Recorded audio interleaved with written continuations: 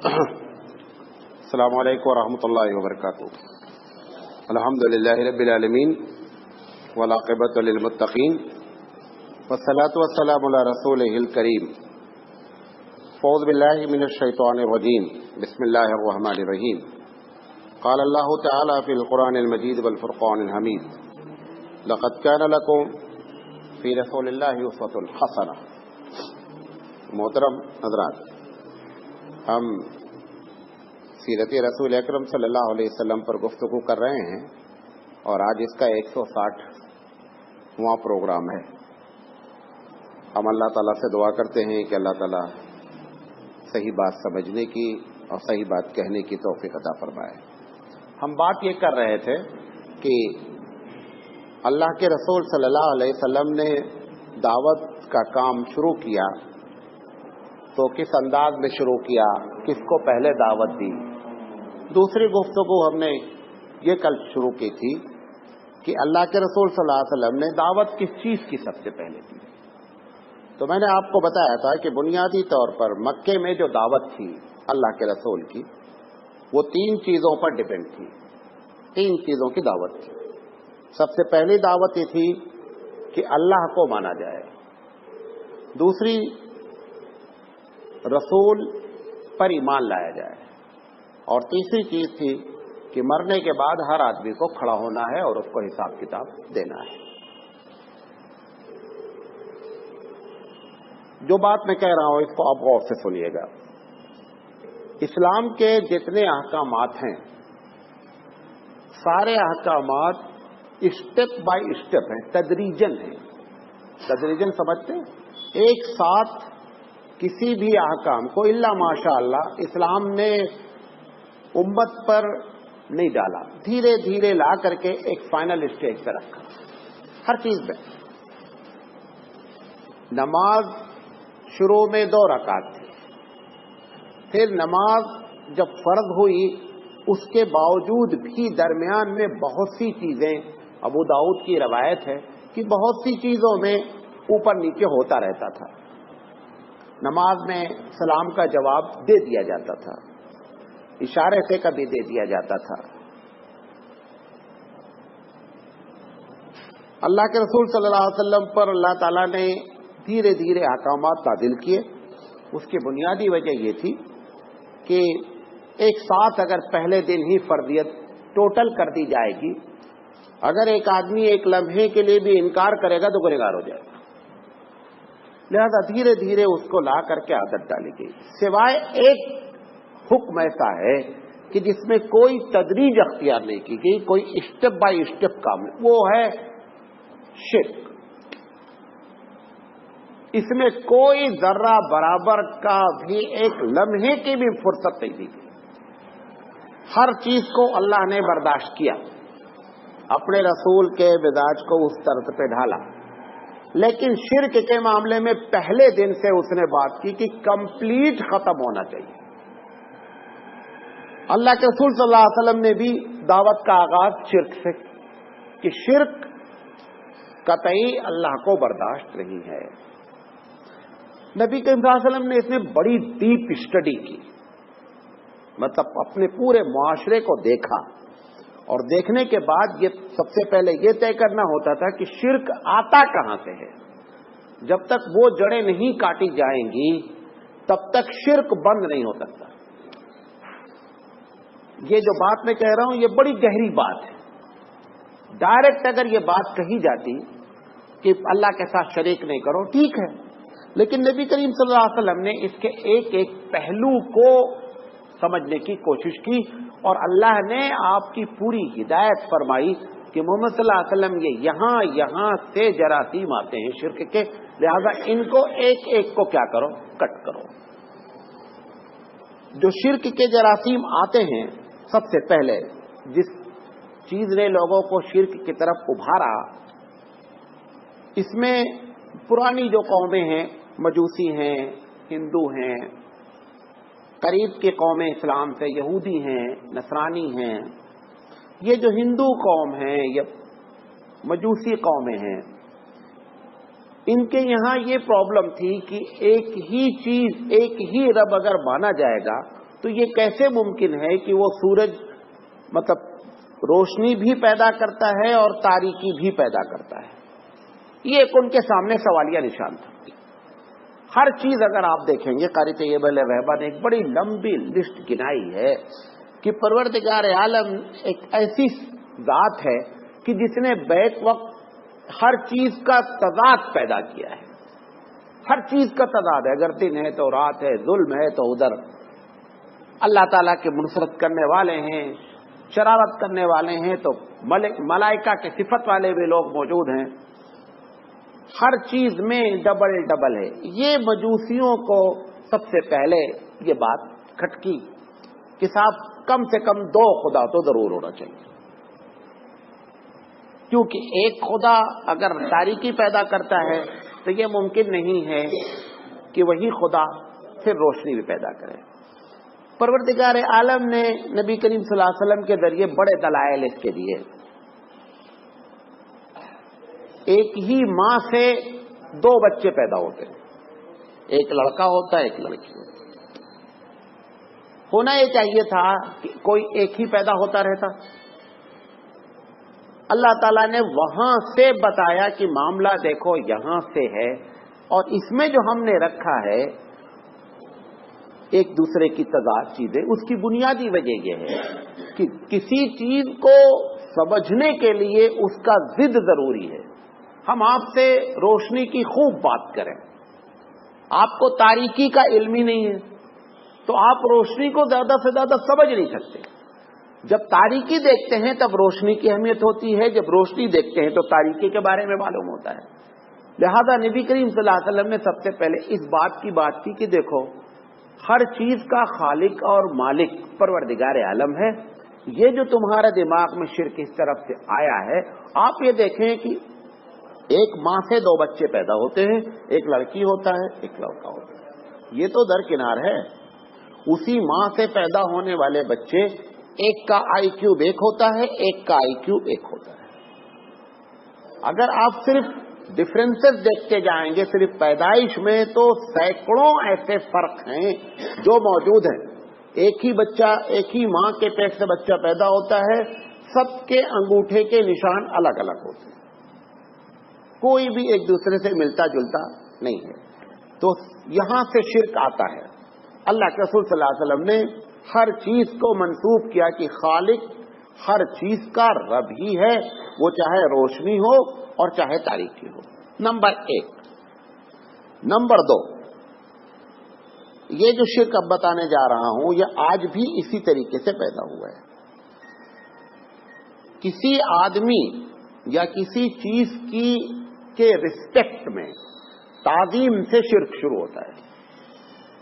جب ایک آدمی کسی کا رسپیکٹ کرتا ہے تو ایک رسپیکٹ کا تو اچھی چیز ہے، ایک رسپیکٹ ایسا ہونے لگتا ہے جو شرک میں جتنے شرک آئے دنیا میں آدمی کے لیے اس کی سب کی بنیاد یہ ہے کہ آدمی نے پہلے اس کو رسپیکٹ دیا، دیتے دیتے دیتے دیتے وہ اس کی تعظیم کرنے لگا جیسے کہ خدا کی تعظیم کرتا ہے. مثال کے طور پر ہمارے اولیاء اللہ ہیں، بہت بزرگ شخصیت ہے، ان کی تعظیم ہمارے اوپر لازم قرار دی گئی. یہ جو تعظیم جب ہم نے شروع کیا تو ہم لائن نہیں کھینچ پائے کہ کہاں پہ جا کر تعظیم شرک کے دائرے میں داخل ہوتی ہے، ہم اس کو بھی پھلانگ گئے. اب اللہ کے رسول صلی اللہ علیہ وسلم نے جب اس کی اسٹڈی کی کہ شرک کے آنے کی ایک وجہ بزرگوں کا رسپیکٹ ہے، تو آپ دنیا کے سب سے بڑے بزرگ نبی کے ساتھ ہیں. نبی سے بڑا کوئی بزرگ ہی نہیں. سب سے پہلے آپ نے اپنے بارے میں کہا کہ دیکھو یہ بات نوٹ کر لو. بہت سے لوگ یہ عقیدہ، چونکہ جو آ رہے ہیں اسلام قبول کرنے ہیں وہ سارے وہی لوگ ہیں جو اس قسم کا عقیدہ رکھ رہے ہیں. وہ جب اللہ کے رسول کے ساتھ بھی انہوں نے وہی عقیدہ رکھا تو اللہ کے رسول نے کہیں بھی ان کو جو ہے ان کی بات کو ایک لمحے کے لیے بھی برداشت نہیں کیا، فوراً اس کی کیا کی؟ نفی کی. اللہ کے رسول صلی اللہ علیہ وسلم نے کی حدیث ہے، صحیح حدیث ہے، لا تطرونی، کہ لوگوں میرے بارے میں بہت زیادہ مجھے اونچا چڑھاؤ نہیں. کما اطر الیہود والنصارى، جیسا کہ یہودی اور نصرانیوں نے کیا. ہم اللہ کے ایک بندے ہیں.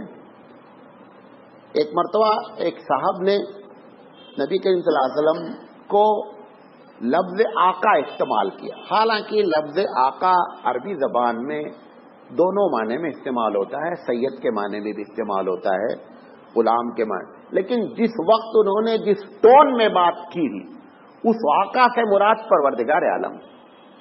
نبی کریم صلی اللہ علیہ وسلم نے فوراً ان سے کہا کہ دیکھو میں آقا نہیں ہوں، آقا صرف کون ہے؟ پروردگار عالم ہے.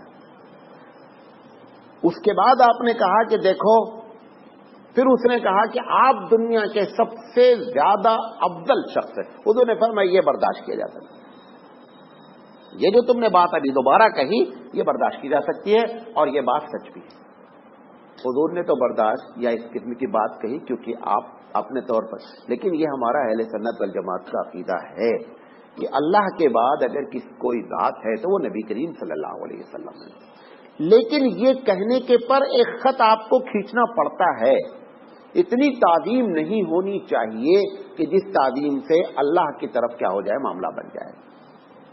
صحابی بیٹھے ہوئے تھے، اللہ کے رسول داخل ہوئے، صحابی کھڑے ہو گئے. حضور نے کہا بیٹھ جاؤ، میرے آنے پر کھڑے نہیں ہونا. حالانکہ یہ ایک کلچر بھی ہے، اس وقت سے لے کر آج تک کا کلچر یہ ہے، پورے دنیا کے ایک بہت بڑے علاقے کا کلچر سمجھتے، تہذیب ہے یہ کہ جب کوئی بڑا آتا ہے تو چھوٹے لوگ جو وہاں بیٹھے رہتے وہ کھڑے ہو جاتے ہیں.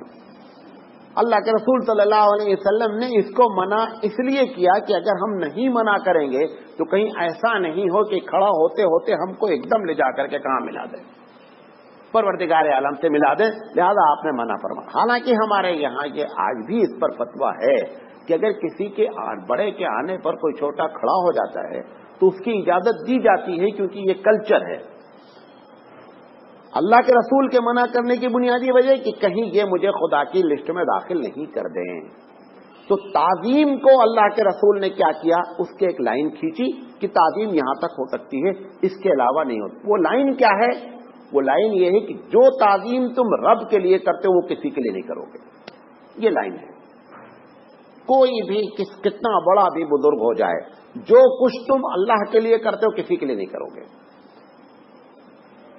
یہ جو ہم قبروں پہ جا کے سجدہ کرتے ہیں، اس کی بنیادی وجہ بھی کہ وہ پہلے تعظیم شروع ہوئی، تعظیم شروع ہوتے ہوتے جا کر کے معاملہ کس پر ٹھہرا؟ سجدہ آخری چیز ہوتی ہے، سجدہ آخری چیز ہوتی ہے. یہ تعظیم کا ہی نتیجہ نکلا کہ وہاں پہ جا کر کے سجدے پر جا کر کے ہم ٹکے. تو اللہ کے رسول صلی اللہ علیہ وسلم کے سامنے بھی سجدے کی بات آئی. ایک صحابی نے آ کر کے کہا کہ ہم لوگ ایران جاتے ہیں، فارس جاتے ہیں، ہم دیکھتے ہیں کہ وہاں کے بادشاہوں کے سامنے لوگ سجدہ کرتے ہیں، آپ کے سامنے ان کی کوئی حیثیت نہیں ہے، لہذا آپ مجھے اجازت دیجیے کہ میں آپ کو سجدہ کروں. حضور صلی اللہ علیہ وسلم نے کہا قطعی اجازت نہیں ہے، میں اللہ کا ایک بندہ ہوں. اور اگر اجازت دی بھی جاتی کسی کو تو بیویوں کو اجازت دی جاتی کہ اپنے شوہروں کو سجدہ کریں. آپ نے اس کی بھی نفی فرمائی. تو جہاں سے شرک پیدا ہوتا تھا اللہ کے رسول صلی اللہ علیہ وسلم نے اس کو ختم کیا. قرآن مجید کہتا ہے یا اہل الکتاب لا تغلوا فی دینکم، کہ اے اہل کتاب یعنی یہودی اور نصرانی، دین کے معاملے میں حد سے زیادہ نہیں بڑھو. دین جتنی چیز شریعت بتاتی ہے کسی بھی مذہب کی، آپ اس کے آگے کر کے اللہ کو خوش نہیں کر سکتے. مثال کے طور پر فجر کی نماز 2 رکعت ہے، چلو آج بہت اچھا موڈ ہے، موسم ہے، بارش ہو رہی ہے، چلو 3 رکعت پڑھ لیں گے، نہیں چلے گی. یہ بات نہیں کر سکتی. کیوں؟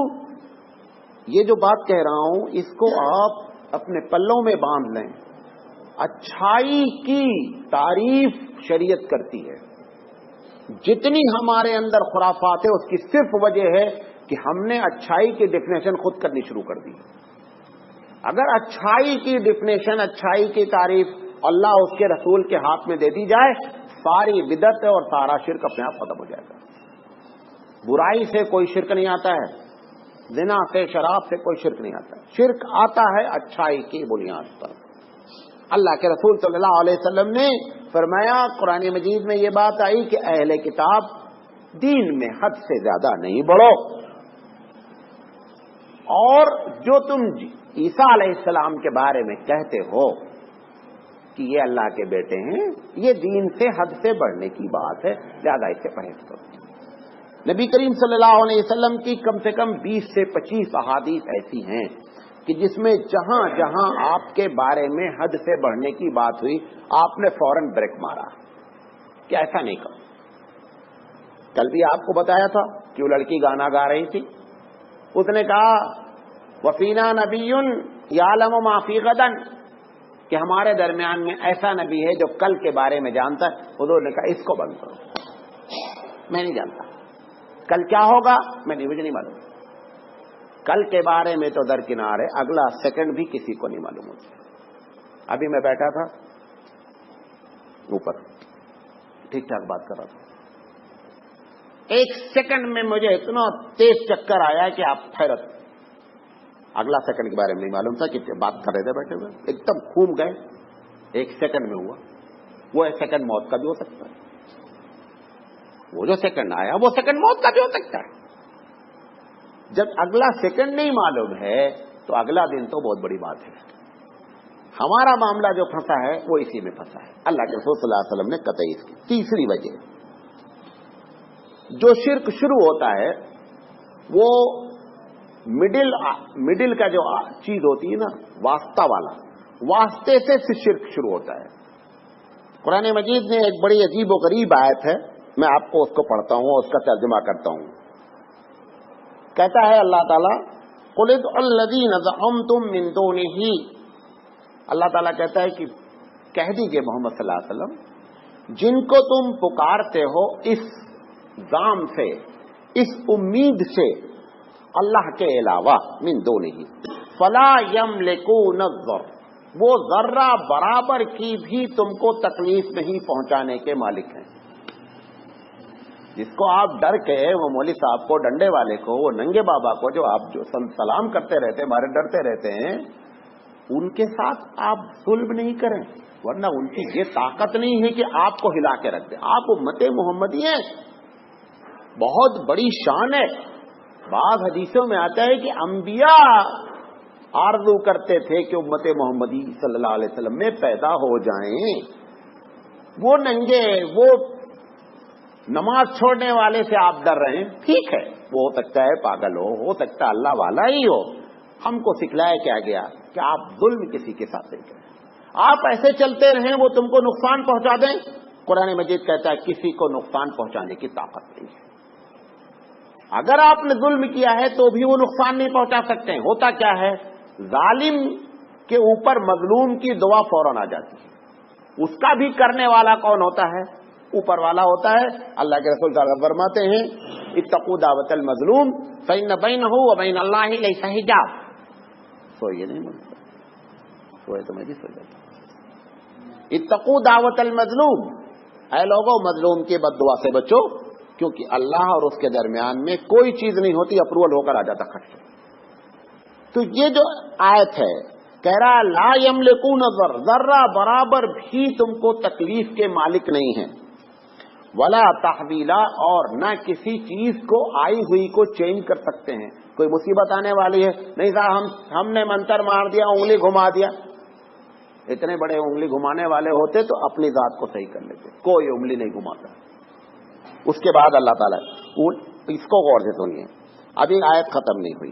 اولئک الذین یدعون، وہ لوگ جن کو پکارا جاتا ہے، یبتغون الی ربہم، وہ جن کو پکار رہے ہو وہ خود اللہ تعالی کی پسند ناپسند کے لیے، یبتغوا الی ربہم وسیلہ، وہ خود بیچارے وسیلہ تلاش کرتے ہیں کہ اللہ کسی طرح ہمارا بیڑا پار ہو جائے، جس کو تم اپنا سب سے بڑا سمجھو۔ پھر آگے کہہ رہا ہے ایہم اقرب، کہ وہ ایسا وسیلہ تلاش کرتے ہیں وہ جن کو تم پکار رہے ہو کہ اللہ تیرا کون قریبی بندہ ہے، میرا بیڑا پار کر دے۔ پھر کہتا ہے وَيَرْجُونَ رَحْمَتَهُ، وہ لوگ اللہ کی رحمت کی امید رکھتے ہیں کہ اللہ ہمارے ساتھ اچھا معاملہ کرنا۔ وَيَخَافُونَ عَذَابَهُ، اور جن کو تم پکارتے ہو وہ اللہ کے عذاب سے تھر تھر تھر تھر کانپتے ہیں کہ کہیں اللہ ہم کو پکڑ نہ لے۔ ان عذاب ربک کان محذورا، بے شک پروردگار عالم کا یہ عذاب ہے جو لاحق ہو جاتا ہے۔ اس طریقے سے قرآن مجید نے اللہ کے رسول صلی اللہ علیہ وسلم کے ذریعے اللہ نے شرک کو ختم کرنے کی کوشش کی. دیکھیں یہ میں نہیں کہنا چاہ رہا ہوں خدا نخواستہ کہ کوئی بزرگی کی کوئی حیثیت نہیں ہوتی. ایک اللہ والا بندہ بہت بڑی چیز ہے، لیکن آپ یہ سمجھیں کہ بغیر مطلب کے ہم کو نقصان پہنچا جائے گا، بد دعا کر دے گا، کچھ نہیں ہوتا ہے، کچھ نہیں کر سکتا، ایک پتا بھی نہیں ہلا سکتا آپ کا. شرط یہ ہے کہ ہم اس کے ساتھ گستاخی نہیں کریں. بخاری کی روایت ہے من عاد علی ولی فقد آذنتہ بالحرب، جس نے میرے ولی سے دشمنی کی میں اس سے جنگ کا اعلان کرتا ہوں. آپ ان کی محبت کریں، محبت اس بنیاد پر کہ یہ اللہ کے محبوب بندے ہیں، ہم کو بھی ان سے محبت کرنی چاہیے. لیکن اس طرح کا خوف کہ یہ چاہیں گے تو ہلا دیں گے، ہمارا نفع کر دیں گے، ہمارا نقصان کر دیں گے، کوئی نفع نقصان نہیں کرتا. یہ تیسری وجہ ہوتی ہے جس کی وجہ سے آدمی ان واسطوں کی پوجا شروع کرتا ہے. آپ ہندوازم میں دیکھیں، وہ بیچارہ مارے ڈر کے کس کی پوجا شروع کیا؟ بھائی لکشمی کی ضرورت ہوئی تو لکشمی کی پوجا شروع کیا، خوف ڈر آیا زندگی موت کی تو کالی مائی کی پوجا شروع کیا. یہ باتیں جب ہم غیر مسلم کے لیے کہتے ہیں تو مجھے بہت اچھا لگتا ہے، لیکن اب آپ یہ اس وقت کیفیت ہم سب کی ہے. میں ابھی ایک مہینے سے بہت بزی ہوں، اپنا گھر بنا رہا ہوں، دیکھ رہا ہوں کوئی گھر ایسا مسلمان کا شاید نظر آئے اس نے بھی کدو باندھ رکھا ہے، تم نے بھی کدو باندھ رکھا ہے، اس نے بھی گھر میں بال لپیٹ کر کے کچھ ٹانگ رکھا ہے، تم نے بھی ٹانگ رکھا ہے. کچھ تو فرق ہو. امت محمدی میں اور کافر میں کچھ تو فرق برقرار رکھیں. کفر اور اسلام کا فرق تو برقرار رہے. چلو جھوٹ بولنے لگے، بزدل ہو گئے، جہاد چھوڑ دیا، سب کچھ چھوڑا، لیکن کم سے کم یہ چیزیں تو شرک والی تو نہیں اختیار کریں. کسی بڑے گھر میں چلے جائیے، اس وقت اللہ کے علاوہ سب مدد کر رہے ہیں، اللہ اس وقت خاموش بیٹھا کچھ نہیں کر رہا. کیوں؟ آپ اپنی گاڑیوں میں دیکھیں، اپنے گھروں میں دیکھیں، ایک سے ایک تختی لگی ہوئی ہے، حفاظت کی، فلاں کی، دھماکے کی. اللہ تو کہیں ہے ہی نہیں، دور دور تک پتہ نہیں اللہ کا. گاڑی میں وارث مدد کر رہے ہیں، ادھر بجرنگ دل مدد کر رہا ہے، ادھر ہنومان جی مدد کر رہے ہیں، ادھر بابا صاحب. کتنے نام لیے جائیں؟ جو جس مندر سے جڑا ہے اس کو مدد مانگ رہا ہے. اللہ کے علاوہ سارے ایکٹیو ہیں، اللہ اس وقت ایکٹیو نہیں ہے. خدا نہ خواستہ، یہ بڑی شرم کی بات ہے. مطلب اللہ کے رسول کی پوری جو پہلی بات جو میں نے کی تھی آج کہ ہر کام میں تدریج اختیار کی شریعت نے، سوائے کس میں؟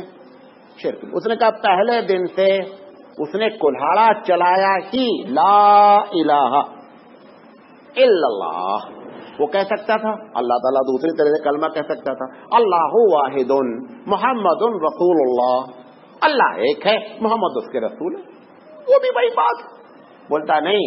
پہلے بولو کوئی اللہ نہیں ہے، پہلے وہ لا کا کلاڑا چلاتا ہے، پھر اس کے بعد کہتا اب اللہ کو مانو. ہمارے پاس کیا ہے؟ اللہ تو ہے، اللہ واحدن کے ہم قائل ہیں، لیکن سائڈ کے بہت سے لوگ بھی لگے ہوئے ہیں. یہ سائڈ والے مختلف انداز میں ہیں.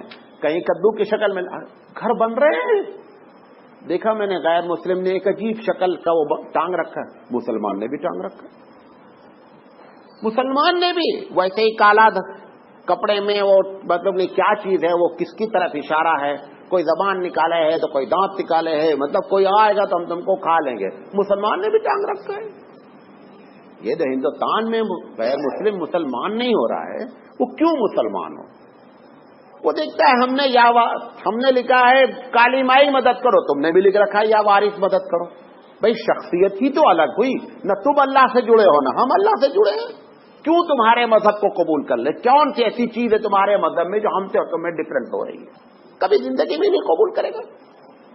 قبول کرنا نہ کرنا تو دوسری بات، یہ اس سے بھی خطرناک بات ہے کہ ہماری وجہ سے لوگ اسلام کی طرف آ نہیں رہے ہیں. کوئی ان کو ایسی چیز اٹریکٹیو نظر ہی نہیں آ رہی ہے. اس کے باوجود جو لوگ مسلمان ہوتے ہیں، یہ ہمارا اور تمہارا کمال نہیں ہے، یہ شریعت کا کمال ہے، یہ اسلام کا کمال ہے. ورنہ اس وقت ہماری جو کیفیت پوری دنیا میں ہے، ہم کو دیکھ کر لوگ اسلام سے نفرت کرتے ہیں. اسلام میں خود اتنی حقانیت ہے، اتنی سچائی ہے کہ لوگ کیا کرتے ہیں، مجبوراً اس کو قبول کرتے ہیں. جتنا میڈیا روزانہ بولتا ہے، جتنا الیکٹرانک میڈیا جتنا اس کے خلاف ڈیلی لکھتا ہے، اگر کسی مذہب کے بارے میں اتنا بولا جائے خلاف اور لکھا جائے، ایک ہفتے میں مذہب کی جڑ اکھڑ کے ختم ہو جائے گی. ایک ہفتے سے زیادہ مذہب ٹک نہیں سکتا کوئی بھی. لیکن اس کی جڑیں اللہ تعالیٰ کہتا ہے اصلھا ثابت، اس کی جڑیں بڑی گہری ہیں. وفرعھا فی السماء، اور اس کی شاخیں آسمانوں میں پھیلی ہوئی ہیں. ورنہ جس طریقے سے روزانہ اس کے خلاف پروپیگنڈا ہوتا ہے، دوسرا مذہب ہوتا اب تک کہیں کا ختم ہو گیا ہوتا. اس کے باوجود وہ لوگ جو پروپیگنڈا کرتے ہیں ان کے لوگ سب سے زیادہ مسلمان ہوتے ہیں. 9/11 کے بعد جتنا لوگ مسلمان ہوئے ہیں پچھلے 50 سال میں مسلمان نہیں ہوئے تھے. حالانکہ اس میں جتنا پروپیگنڈا کیا گیا کبھی نہیں کیا گیا تھا. اگر ہم اس وقت کام کے آدمی ہوتے تو دنیا کا نقشہ بدل سکتا تھا 10-11 سال کے اندر. لیکن یہ ہماری بدماشی ہے. ہم نے ایک ایسا میسج غلط پاس کیا ہے جو اللہ کے رسول کی پوری زندگی کے پہلے دن سے لے کر کے اور آپ کے وفات تک کے خلاف ہے. سب سے پہلے اس چیز کو ہم کو ختم کرنا چاہیے جو اللہ کے رسول صلی اللہ علیہ وسلم بتانا چاہتے ہیں کہ شرک کی جڑ اکھاڑ پھینکنی چاہیے، اور اس کو سب سے پہلے ہم کو کرنا پڑے گا. کوئی گاڑی، کوئی گھر، کوئی محسوس ہی نہیں ہوتا کہ مسلمان ہیں. ہاتھ میں بھی دھاگا ایسے ہی باندھے ہوئے ہے، گلے میں بھی دھاگا باندھے ہوئے ہے. سمجھ ہی نہیں آتا کہ مطلب چکر کیا ہے. دھاگے میں اتنا کمال کہ تمہاری شخصیت کو وہ تم کو کنٹرول کر لے، تم کو بیماری سے بچا لے، تمہارے اوپر جادو نہ ہونے دے. وہ دھاگے میں اتنا کمال ہے. اور جس نے وہ کاٹ کر دھاگا تم کو دیا وہ پیشاب کر کے پانی بھی نہیں لیتا ہے. جس نے تم کو دیا دھاگا وہ پیشاب کر کے پانی بھی نہیں لیتا ہے. وہ جن قبروں سے دھاگے آئے ہوئے ہیں وہاں کا مجاور کبھی زندگی میں نماز نہیں پڑھتا ہے. جس کو نماز کے فرضیت تک نہیں معلوم ہوتی کہ نماز میں فرائض کتنے ہیں، وہ تمہاری زندگی کے لیے دھاگا باندھ کے دیتا ہے. یہ ہمارے مسلمانوں کی کیفیت ہے. نبی کریم صلی اللہ علیہ وسلم نے اپنے بارے میں بھی اس بات کو کلیئر کیا. قرآن مجید کہتا ہے لا استغفرن لک، میں تمہارے لیے مغفرت طلب کرتا ہوں. وما املک لک من اللہ، لیکن میں اللہ کے سامنے کوئی مالک نہیں ہوں. میں اللہ سے التجا کر سکتا ہوں اے اللہ ان بندوں کو معاف کر دے، لیکن معاف کرنا نہیں کرنا یہ اس کے ہاتھ میں ہے. میں ذرہ برابر بھی اللہ کے سامنے یہ نہیں کہہ سکتا اللہ دیکھو کرنے کا ہے. جیسا وہ مشہور ہے نا کہ عبد القادر جیلانی رحمۃ اللہ علیہ نے، عبد القادر جیلانی کا ایک لقب جو ہے وہ دستگیر ہے، معلوم ہے؟ اسی سے کفگیر بھی ہے. کفگیر معلوم ہے؟ جس سے کھانا نکالتے ہیں. دست کہتے ہیں ہاتھ کو، گیر مانے کرنے والا. کہتے ہیں کہ اللہ تعالیٰ کے ساتھ عبد القادر جیلانی رحمۃ اللہ علیہ جا رہے تھے، اللہ تعالیٰ پھسل گیا تو عبد القادر جیلانی نے سامان لیا. اتنا بڑا شرک تو ہندو بھی نہیں کیا تھا. اتنا بڑا شرک غیر مسلم میں ہندو نے جس کے پاس 365 بت ہیں اس نے بھی نہیں کیا تھا. اور نام رکھ دیا گیا دستگیر، باقاعدہ نام رکھ دیا گیا. غوث العظم کا مطلب کیا ہے؟ غوث العظم، غوث دو معنی میں استعمال ہوتا ہے، یاد کر سن لیں. آ گئی بیچ بات بتا دیتا ہوں، میں تو خیر کبھی بولتا نہیں ہوں. ایک غوث کے معنی مدد کرنے والا، سب سے زیادہ مدد کرنے والا کون ہے؟ اللہ کہاں ہے؟ اللہ کو تو کوئی بھی آج تک غوث العظم نہیں بولا. اتنے لوگ بیٹھے کوئی بتا دے آج تک کسی نے اللہ کو غوث العظم کہا ہو. اعظم سپرلیٹو ڈگری ہے انگلش کی. عربی زبان میں اس وزن پر جب کوئی لفظ آتا ہے اعظم، اکبر، یہ سپرلیٹو ڈگری ہوتی ہے. جیسے ہمارے پاس انگلش میں ہوتا ہے good, better, best. Best superlative degree ہے. اعظم بھی عظیم سے سپرلیٹو ڈگری ہے. سب سے زیادہ مدد کرنے والا یہ کون ہو سکتا ہے؟ اللہ ہی نہیں. ایمانداری سے بتاؤ جتنے لوگ بیٹھو، کسی نے آج تک اللہ کو غوث العظم کہا ہے؟ کسی نے نہیں کہا. اگر اس معنی میں کوئی غوث العظم کہہ رہا ہے شرک کر رہا ہے. آج بتا دے رہے ہیں آپ کو، بی کیئرفل. اگر اس معنی میں کسی نے مدد کے معنی میں اس لقب کو استعمال کیا، ڈائریکٹ رب کی ذات سے شرک ہے. یہ ایک غوث دوسرا ہے، وہ اس کو سمجھ لو. وہ کم سمجھا پاؤں گا میں کیونکہ میرے ڈپارٹمنٹ وہ نہیں ہے. صوفیہ کے پاس ڈفرینٹ ٹائپس کے ٹائٹل ہیں. آدمی جب اللہ والا ہوتا ہے تو یہ ہوتا ہے، یہ ہوتا ہے. ایک درجہ ان کے پاس ہے جو ٹائٹل ہے غوث کا. اگر اس معنی میں کوئی لیتا ہے تو شرک نہیں ہوگا، گرچہ معنی اس میں بھی مدد کرنے کے ہیں، لیکن وہ صوفیہ کی ایک اصطلاح ہے کہ بہت قریب اللہ کا بندہ ہو گیا، لہذا انہوں نے مختلف ٹائٹل دے کر کے غوث بھی اس کا ٹائٹل دے دیا ہے. لیکن یہاں والے ہم لوگ جو کہتے ہیں غوث العظم، وہ مدد کے معنی میں لیتے ہیں. غوث العظم کے شہر میں امریکہ نے بم داغا، ایک بم اٹھا کے پھینک دیتے، الٹ سارا معاملہ الٹ صحیح ہو جاتا. کتنے بم گرائے اس نے عراق پر؟ ارے ایک دو اٹھا کر کے ادھر پھینک دینے کا. تم یہاں سے مدد 4000 کلومیٹر سے مانگ رہے ہو، وہاں ان کے قریب بم گر رہا، اٹھا کر کے ایک بھی نہیں پھینک رہے. غوث العظم کا لفظ اگر اس معنی میں ہے تو شرک ہے. اللہ تعالیٰ کے علاوہ کوئی بھی غوث العظم نہیں ہے، یاد رکھیں. یہ باتیں اچھی نہیں لگتی آپ لوگوں کو. آپ لوگوں سے مراد، کیونکہ ہم دن بھر اسی ماحول میں رہتے ہیں نا، تو سوچتے ہیں مولانا چھوڑو یار اسی کو کہ شرک پر اتنا کیوں بولتے ہیں آپ. ایک صاحب ہے مولانا دوسرا ٹاپک بھی تو رہتا ہے. ہم نے کہا دوسرا رہتا ہے، اگر میرا دل چاہتا ہے میں اپنے دل کی بات بتاؤں کہ میں اس پر مہینے بھر آپ سے بات کروں. میرا اپنے دل کی کیفیت یہ ہے، اور مجھے اتنی نفرت ہے، اتنی نفرت ہے، اتنی نفرت ہے کہ جیسے غلاظت سے نفرت ہے، اتنی نفرت ہے. اور جب میں گھوم دیکھتا ہوں تو آبزرو کرتا ہوں تو ایک دم میرا پارا گرم ہو جاتا ہے. گاڑی میں کسی کے بیٹھو، حفاظت کی تختی لگی، ارے یار دعا پڑھ کے بیٹھ گئے، سبحان اللہ کی سخر اللہ. اچھا وہ تختی والی کی گاڑی کیسے لڑ جاتی بابو؟ وہ تختی والے کی گاڑی بھی لڑتی کہ نہیں لڑتی؟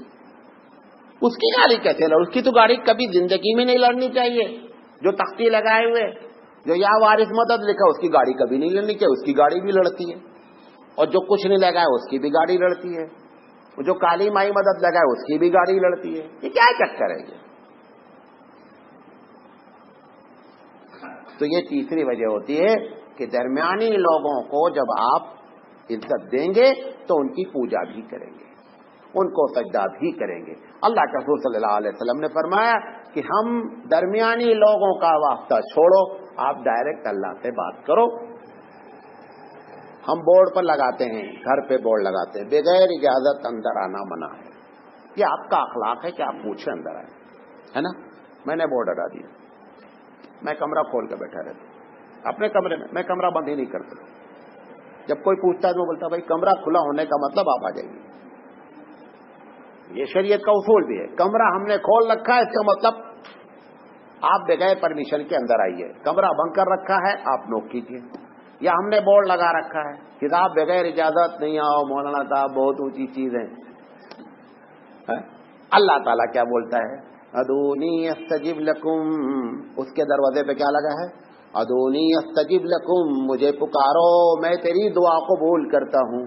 تو بولتے ہیں اللہ آپ بولتے ہیں اللہ میں بغیر اجازت کے اندر نہیں آؤں گا. اللہ سوچتا ہے عجیب لوگ ہیں، میں بولتا ہوں بغیر اجازت اندر آؤ، یہ بولتا ہے میں بغیر اجازت اندر نہیں آتا. جو نہیں آؤ، اللہ کے سر پہ کیا فرق ہوتا ہے؟ کچھ نہیں. وہ کہتا ہے میں بغیر اجازت کو بلا رہا ہوں، آ جاؤ میرے پاس. پھر اس کو اجازت کو بورڈ کے بعد پھر دوسری بات کہتا ہے کہ نحن اقرب الیہ من حبل الورید، میں تو تیری گردن کی رگ سے زیادہ بھی قریب ہوں. اب میں یہاں بیٹھا ہوں، آپ بیٹھے ہیں، میں آپ سے کوئی کام کرنے کے بجائے اپنی بیوی کو یہاں سے پکڑنے بولیں گے مولانا پاگل واگل ہو گئے. میں یہاں بولنا بیٹھا تھا، مجھے بولنا تھا، میں اٹھا کے دیتا پانی، میں جا کے بیوی کو پکارے پانی دو گلاس. اللہ جو سب سے زیادہ قریب ہے اس کو چھوڑ کر کے 4,000 5,000 کلومیٹر کے لوگوں کو پکارے. اگر انہوں آئے بھی تو کتنی جلدی آ جاتے، کتنی جلدی آ جائیں گے. ارے 5,000 کلومیٹر میں کچھ تو ٹائم لگے گا. اور اسی ٹائم پہ اس کا الٹا والا پکار لیا 5,000 والا، تو کہاں جائیں گے بیچارے کو؟